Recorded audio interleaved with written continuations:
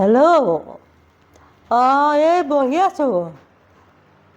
চাহ তাহ খালোঁ, চাহ খালোঁ, ভাতো খালোঁ। আমাৰ বোৱাৰীয়ে সময়মতে দিয়ে থাকে চব। চাহ খায়ো আকৌ এবাৰ চাহ খালোঁ। তই কি কৰি আছ? তই বহি আছ নে কাম কৰিছ? তই বোৱাৰীক মৰম কৰিবি, মই কিন্তু বোৱাৰী এজনী পাইছোঁ আৰু। যেনেকেই কৰিবলৈ দিওঁ তেনেকেই কৰে, কোনো না নকৰে, যেনেকৈ কৰিবলৈ দিওঁ তেনেকেই কৰে।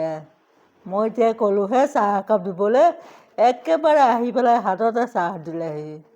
তই বোৱাৰী ভালকৈ চলাবি, মৰমেৰে কথা কবি, একদম কাৰো আগত একো বদনাম নেগাবি বোৱাৰীৰ বিষয়ে। বোৱাৰী চলাবলৈ হ'লে সদায় মৰম কৰিবি, নিজৰ জীয়েকক যেনেকৈ মৰম কৰ, নিজৰ নাতিক যেনেকৈ মৰম কৰ, তেনেকৈ মৰম কৰিবি।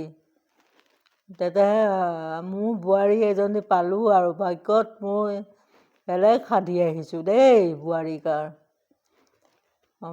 আৰু এটা কাৰণে মই বহুত ধন্যবাদ, মোৰ বোৱাৰীয়ে মোৰ ফালৰ আলহী আহিলে কিন্তু একদম বিধে বিধে ভাত বনায়, জুতি লগাই লগাই মাছ মাংস দালি যিমান যি য'ত বনাব লাগে বনাই খুৱাই থাকে।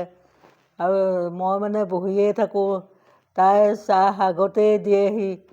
আৰু বাকী চোতাল ঘৰ সৰা মচা এইবিলাকতো ক'বই নালাগে, মই একোৱেই কৰিব নালাগে, চব তাইয়ে কৰে।